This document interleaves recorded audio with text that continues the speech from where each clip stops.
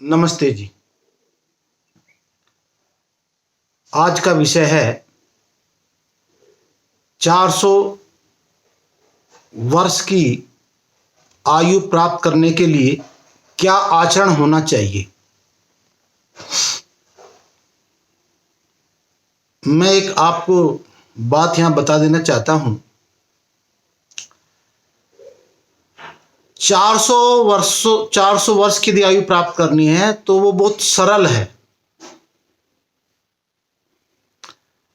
और 70 वर्ष की आयु में अल्पायु में मृत्यु प्राप्त होना ये मुश्किल है। मुश्किल क्यों है? क्योंकि 70 वर्ष की जो जो आयु है, आपको मिली 400 वर्षों की आयु, आपको 70 वर्ष में मरना, तो आपको झूठ, छल, कपट, अनाचार, दुराचार ये सब करने पड़ेंगे, तब आप 70 वर्ष की आयु में मरेंगे। अन्यथा आप तो 400 वर्षों के लिए आयु मिली है, तो उसके लिए सरल बनना पड़ेगा। और सरल जो है ज्ञान से बना जाता है, जब ज्ञान प्राप्त हो जाता है। तो अपन शुरू करते हैं, आचरण क्या से होना चाहिए। सबसे पहली जो शर्त है, उसको पूरी सृष्टि का ज्ञान होना चाहिए, मूल प्रकृति से लेकर के सृष्टिकर्ता। अब आप ईश्वर नाम ले लो सृष्टिकर्ता का, या आप जो इच्छा नाम अपने मत अपने से रख सकते हो, पर सृष्टिकर्ता मूल प्रकृति से लेकर के और सृष्टिकर्ता का ज्ञान विज्ञान आपको मालूम होना चाहिए। अच्छा, ये ज्ञान मिलेगा कहां से आपको? ये ज्ञान वही दे सकता है जिसने सृष्टि को जाना है पहले, और कौन नहीं दे सकता है। ये आधुनिक विज्ञान वाले तो मार ही रहे हैं, तो खैर आपको इनके पास नहीं है। ये दे सकते हैं ऋषि। और ऋषि कौन होते हैं? जो अष्टांग योग का पालन करते हैं और समाधि में इस पूरी सृष्टि को देखते हैं, मूल पदार्थ को देखते हैं, स्थूल मूल से स्थूल पदार्थों को समाधि अवस्था में देखते हैं। अब मूल पदार्थ क्या है? जो इस सृष्टि का जो मूल पदार्थ है, जो मूल प्रकृति है, उसके महाभारत में, जो गोरखपुर वाले महाभारत है, उसमें 30 गुण बताए महादेव शिव जी के और महर्षि ब्रह्मा जी के। 30 गुण बताए मूल प्रकृति के। क्या है वो? नित्य है, एक रस भरी हुई है, सनातन है, अचल है, अकंप है, अव्यक्त है, अग्राह्य है। मतलब उसको इंद्रियों से नहीं जाना जा सकता। यहां ये महत्वपूर्ण विषय, इंद्रियों से नहीं जाना जा सकता। उसके लिए आपको समाधि में जाना पड़ेगा, और जो समाधि में वही उसके गुण बता सकता है। यदि आपको खुद उसको देखना है तो आपको भी समाधि प्राप्त करनी होगी।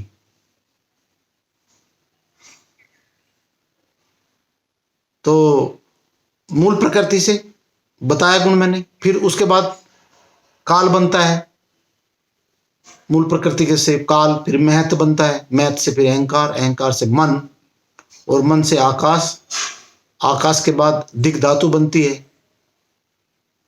दिग् धातु के बाद जो है दिग् धातु दिशा, दिशा भी एक पदार्थ है, फिर वायु, फिर अग्नि, जल और पृथ्वी, मॉलिक्यूल। तो इस सृष्टि को पूरा जानने के लिए आपको वेद विज्ञान आलोक, जो महर्षि ऐत्रेय ब्राह्मण ग्रंथ का, ब्राह्मण ग्रंथ है ऐत्रेय महिदास जी कृत, जो है उसको डिकोड किया आचार्य अग्निव्रत नैष्टिक जी ने। तो वहां से आपको पूर्ण विज्ञान जानने की शुरुआत होगी। और जब, अच्छा, आपको भी अष्टांग योग का पालन करना पड़ेगा, क्योंकि जब तक आपके पालन अष्टांग योग का नहीं करोगे, वो बुक ही समझ में नहीं आएगी, वो जो ग्रंथ है वो नहीं समझ में आ सकता। अच्छा, जब वो समझ में आ जाएगा आपको, तो आपके जीवन पर क्या प्रभाव पड़ेगा उसका, क्योंकि उसका मैं अनुभव कर रहा हूं। आपकी जो इच्छा है वो सारी समाप्त हो जाएगी, इच्छा समाप्त, और क्या बचेगा, आवश्यकता, जो आपकी आवश्यकता है वो पूरी होंगी। अब आपने दो चीज बता दी, एक तो आवश्यकता और एक इच्छा। दोनों में क्या अंतर है?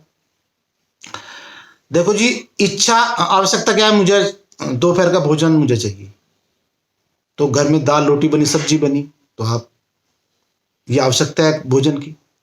और इच्छा क्या है, मैं 5 स्टार होटल में जाऊं, वहां जो है एक समय का भोजन 3,000 से 5,000 रुपये, और उस भोजन को भोजन करने के बाद आप बीमार पड़ोगे 5 स्टार का होटल भोजन करके,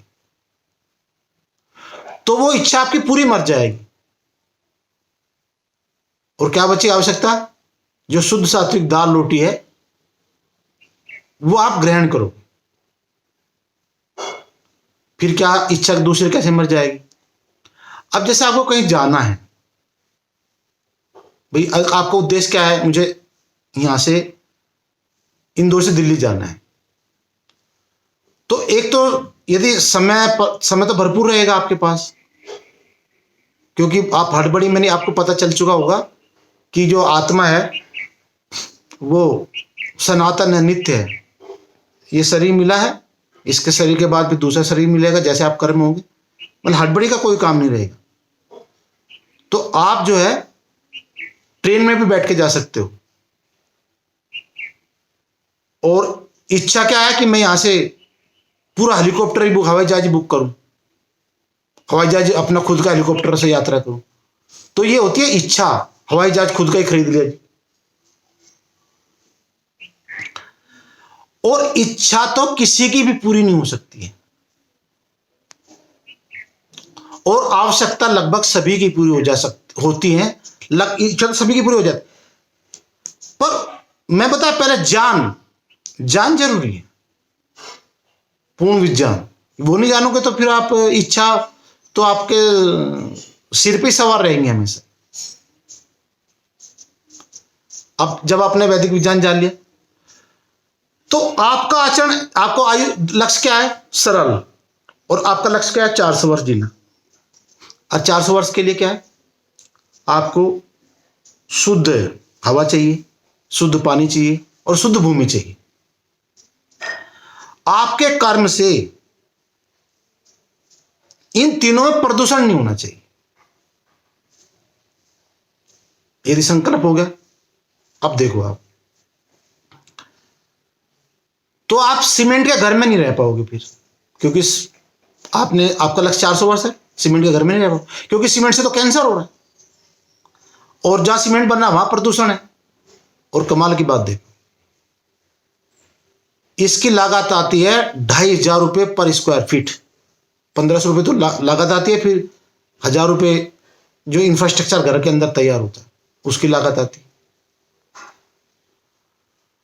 और वहां क्या है आपका, जब आप सरल रहोगे, मतलब वैदिक विज्ञान से, कच्चे मिट्टी का घर बनाना पड़ेगा। हाँ, जो सीमेंट का घर है वो 70 वर्ष में ढह जाएगा, और ये मलबा कहां डालेंगे, ये आपके सिर पर खड़ा रहेगा मलबा। और 400 वर्ष के लिए कितनी बार घर बनाना पड़ेगा आपको, 400 वर्ष के लिए, ये तो 70 वर्ष में गिर जाएगा, 4 बार अपनी आयु में घर बनाना पड़ेगा, 4 बार नहीं, 4 बार नहीं, 7 6 42, 6 बार, 400 वर्ष में 6 बार। और यदि कच्चे मिट्टी का घर बनाया आपने, तो उसकी आयु तो 432 करोड़ वर्ष है। आपको दोबारा घर, आपके नाते पोती को किसी को घर बनाने की जरूरत नहीं। ठीक है जी, अब देखो, घर आ गए, खेती। जब आप पूरे विज्ञान जान जाओगे, वेद में सारी विधि बताई हुई है, खेती कैसे करनी, बाहर से कुछ नहीं लाना, देसी गाय का ताजा गोबर, गोमूत्र, गुड़, हम कर रहे खेती, 250 एकड़ में खेती कर रहे हैं हम, इस तरह की, बाहर की बाजार कुछ जरूरत ही नहीं हमको। अच्छा, जब बाहर का लाएंगे नहीं तो घाटे, लाभ ही लाभ है खेती में। और उत्पादन केवल कृषि में होता है और फैक्ट्री में उत्पादन नहीं होता है। वहां तो उसको परिवर्तन किया जाता है। भाई गेहूं से जो है आटा बनाया जाएगा, और लॉस 100 किलो गेहूं डालोगे तो 100 किलो मिलना तो असंभव है। 100 किलो की जगह मिलेगा 99, 98, कहीं 80, और ऐसा लॉस ही लॉस है वहां पर। उत्पादन केवल कृषक कर सकता है। तो आप कच्चे मिट्टी का घर हो गया। आवागमन के लिए जब आप अष्टांग योग का पालन कर रहे हो तो आपको पूरी सृष्टि समझ ले तो समाधि आपकी लग चुकी होगी। तो समाधि में आपको यूरोप जाना है, चांद पर जाना है, सूर्य पर जाना है, बृहस्पति ग्रह पर जाना, आप तो समाधि लगाओगे और जहां चाहोगे वहां भ्रमण करिए आओगे। आपको आवागमन की बिल्कुल जरूरत नहीं है। और जो वर्तमान में समाधि लगा रहे ना लंपट, वो कहते हैं मैं पिछले 100 जन्म का बता दूंगा। इन लंपटों से मैं कहना चाहता हूं, यही बता दे मैं क्या कर रहा हूं। यही पूछ ले उससे कि तुम्हें टेलीफोन करो कि मैं कहां से बोल रहा हूं, और जो समाधि लगाया वो जो का तो बताएगा कि आप वहां से बोल रहे हो। वो थी समाधि। इसका प्रमाण क्या है? जो ऐत्रेय महिदास है, ऐत्रेय महिदास जी जो है, उन्होंने जो जब आप ऐत्रेय ब्राह्मण ग्रंथ पढ़ोगे तो ऐसा आपको लगेगा कि सूर्य के अंदर बैठे हुए हैं। ऐत्रेय महिदास जी सूर्य के अंदर बैठे तब वर्णन मिलेगा, ऐसा वर्णन मिलेगा कि अंदर बैठे हो। तो जो हमारे महर्षि यहां बैठे बैठे सूर्य पर जा सकते हैं तो वो कहीं भी जा सकते हैं। तो आपको भ्रमण की अधिक जरूरत है ही नहीं। और फिर मोबाइल की भी जरूरत नहीं है, क्योंकि समाधि लगाई और मोबाइल से जिससे चाहे बात कर ली। सामने वाला भी ऋषि होना चाहिए, पर आप अवलोकन तो, यदि सामने वाला समाधि नहीं है तो आप उसको जान सकते हो या क्या कर रहा है। तो आपको मोबाइल की जरूरत नहीं है।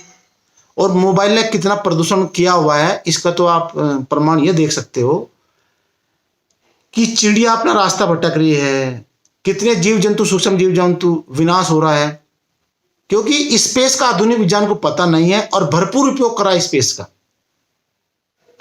और यहां प्रदूषण भयंकर हो चुका है स्पेस में। ये मोबाइल, मैं भी इस पे ही बात कर रहा हूं, आपको आप तक जो संदेश जाएगा ये भी उसी से जाएगा, पर मजबूरी है क्योंकि अज्ञान इतना चारों तरफ फैल चुका है। तो यही माध्यम है मेरे पास आप लोगों को तक पहुंचने के लिए। पर यदि मैं ऋषि बन जाता हूं समाधि, तो मुझे मोबाइल की और भ्रमण की कोई जरूरत नहीं। भोजन ठीक है, हाँ। कपड़ा आप हाथ का बना हुआ, हथकरघा का कपड़ा पहनना अनिवार्य उस टाइम, क्योंकि जो ये आधुनिक विज्ञान के आधार पर कपड़ा बनाया जा रहा ये तो विनाश कर रहा है। आप फैक्ट्री में देख लो, आसपास का पूरा पानी सड़ चुका है। जहां चीनी बनती है ना दुनिया की, उसके आसपास का 10-20 किलोमीटर पूरा प्रदूषण हो चुका है और पानी जहर बन चुका है वहां पर। और जो हमारे ऋषियों ने गुड़ बनाया था वहां पर सुगंध आती है, हम बनाते हैं सुगंध आती है अच्छी उसमें, और जो चीनी आती है वहां बदबू आती है। तो आधुनिक विज्ञान के सभी उत्पादों का आपको बहिष्कार करना पड़ेगा। और जो हमारी शिल्प विद्या है, जैसे कुम्हार है, लोहार है, खेती के सामान है, वो सारे शिल्प विद्या से बनेंगे। आप ये कह सकते हो कि भाई आज से 200 साल पहले तो आधुनिक विज्ञान था ही नहीं, तो 400 वर्ष तब क्यों नहीं जी? भाई 200 वर्ष पहले आधुनिक विज्ञान नहीं था या 300 वर्ष पहले नहीं था, पर वैदिक पूर्ण विज्ञान भी तो नहीं था। पूर्ण विज्ञान, वैदिक विज्ञान समाप्त हुए तो महाभारत के बाद से तो खत्म हो चुका था। वो तो 1000 वर्ष जब गुलाम हुआ तभी हम विज्ञान नहीं था हमारे पास में। ये तो महर्षि दयानंद ने काम करके गए, वो थोड़ा काम करके गए, पर पूरा किया उन्होंने आचार्य अग्निवर्त नैष्टिक जी ने। यहां से विज्ञान की शुरुआत होगी। वेद विज्ञान आलोक ग्रंथ को पढ़ने से वेद उसकी शुरुआत होगी। अब देखो, एक मेरी जो दिनचर्या के लिए मेरी आत्मनिर्भर पुस्तक है, उसमें वैदिक दिनचर्या क्या क्या होगी सारे वेद से प्रमाणित है। मेरी हर कथन मेरा अपना कोई कथन नहीं है। तो वैदिक दिनचर्या वहां से लेनी पड़ेगी आपको, मेरी आत्मनिर्भर पुस्तक से। और जो आधुनिक विज्ञान के सारे उत्पादों का हमको बहिष्कार करना पड़ेगा, या आधुनिक विज्ञान को बताना पड़ेगा कि भैया तुम ये पूर्ण विज्ञान पढ़ो, इसके आधार पर आविष्कार करो जिसमें हवा, पानी, भूमि बिल्कुल प्रदूषण नहीं हो। ब्रह्मचर्य तभी संभव है जब वैदिक विज्ञान पढ़ लो, ब्रह्मचर्य असंभव है। नहीं, सारे बिना विज्ञान के, वैदिक विज्ञान के, पूर्ण विज्ञान के आप इंद्रियों पर नियंत्रण कर ही नहीं सकते हो। क्यों नहीं कर सकते हो? क्योंकि जो जब प्रलयावस्था में जो प्रकृति रहती है, मूल प्रकृति, उसमें 3 गुण हैं, सत, रज, तम। सत का मतलब है आकर्षण, रज का मतलब है प्रतिकर्षण, और तम का मतलब है जड़ता। काम है हमको, जड़ता बंद कर दो। तो जो है, तो जो सृष्टि बनी है, जो सत, रज और तम गुण उसमें सक्रिय होते हैं, तब बनती है इस सृष्टि। और सत का मतलब आकर्षण, और रज का मतलब प्रतिकर्षण, और तम का जड़ता। तो आकर्षण तो हमारे पास रहेगा ही, ऐसा हो ही नहीं सकता। यदि हमारे पास ज्ञान नहीं है, विज्ञान नहीं है, पूर्ण विज्ञान नहीं है, तो हमारा आकर्षण समाप्त हो जाए, असंभव। ये तो रहेगा ही। यदि आपके साथ विज्ञान नहीं है, ये पृथ्वी की पूरी संपत्ति मिल जाएगी, तब भी आपका पेट नहीं भर सकता। उसके लिए अनिवार्य शर्त है वैदिक विज्ञान का जानना और फिर उसका आचरण करना। और सत्य जाना जाएगा ऋषियों के ग्रंथ से। और हमारे ग्रंथों में, महाभारत में, रामायण में, पुराणों में भी जो 18 पुराण, बहुत मिलावट की हुई है। वो मिलावट हमको समझनी है कि कौन कौन सी मिलावट है। ये सारे प्रमाण आपको वैदिक विज्ञान आलोक में मिल जाएंगे। तो यदि आपको 400 वर्ष जीना है तो वेद विज्ञान आलोक ग्रंथ आपको पढ़ना पड़ेगा, उसका आचरण करना पड़ेगा। बहुत बहुत धन्यवाद, नमस्ते।